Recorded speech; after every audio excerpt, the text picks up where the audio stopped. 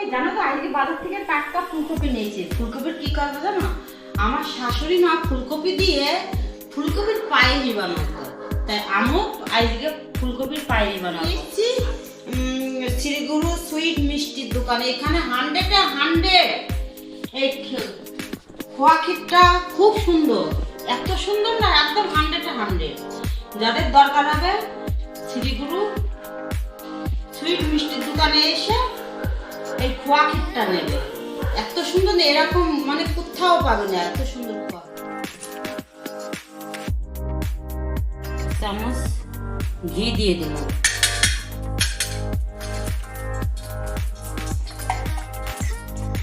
তাতে কড়াইয়ে ঘিটা বসিয়ে দিলাম, ঘিটা গরম হয়ে গেছে।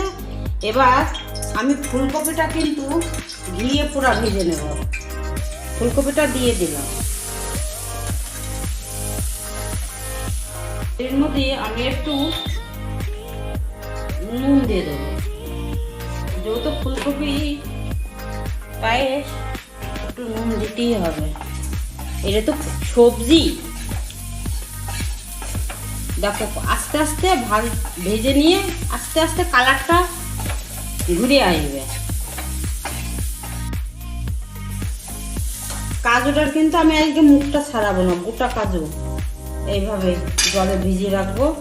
এই আমার ফুলকপি এবার ভাজা হয়ে গেছে, কালারটা চলে এসছে, একটু লাল লাল হয়ে গেছে, কাঁচা গন্ধ ভাবটা কেটে গেছে, পুরা ঘিয়ের বাসনা বেরোচ্ছে।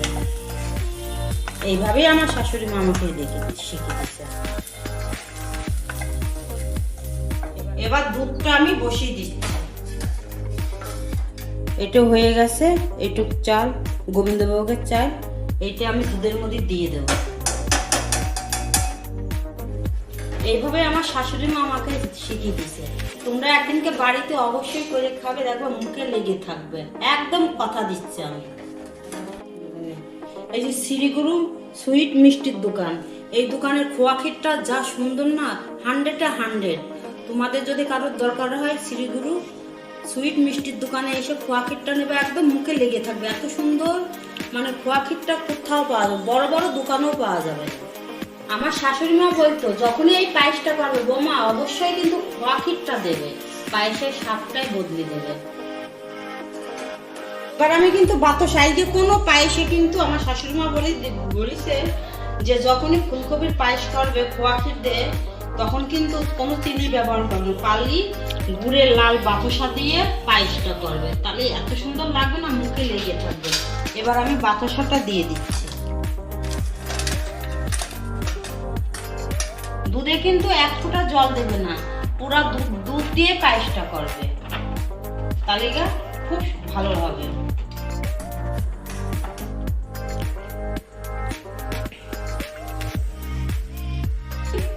এই কিশমিশটা দিয়ে দিচ্ছি,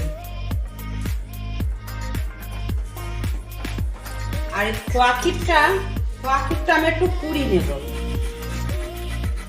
এবার আমি ফুলকপিটা দিয়ে দিলাম দুধের ভিতর।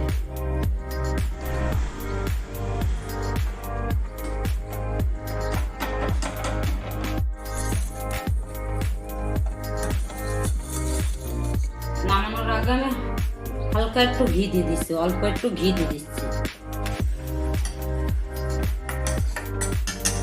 তাহলে কি হবে পায়েসের স্বাদটা বেড়ে যাবে, এত সুন্দর লাগবে। এবার আমি দেখো কত সুন্দর ঘন হয়ে গেছে। এবার আমি একটু ঢাকা দিয়ে রেখে দেবো, তোমাদের আমি একটু পরে দেখাচ্ছি। এবার আমি খুলে তোমাদেরকে দেখাচ্ছি, দেখো কত সুন্দর কালারটা এসছে। হ্যাঁ, এবার একটু টেস্ট করে দেখি, তোমাদেরকেও দেখা। দেখো খোয়া ক্ষীর দেওয়া বলে বাতাসা দেওয়া এই এরকম হয়েছে, এরকমই হবে এই পায়েসটা। ঠিক আছে, যত গরম আছে তো, যখন ঠান্ডা হবে আর একটু বসে যাবে। দেখি টেস্ট করে দেখি কেমন হয়েছে।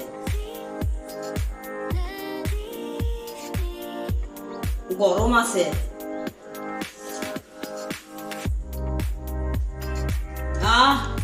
ফাটাফাটি। অবশ্যই লাইক কমেন্ট শেয়ার করো, আর আমাকে ছোট রান্নাঘর থেকে বড় রান্নাঘর করার সবাই মিলে সাপোর্ট করো।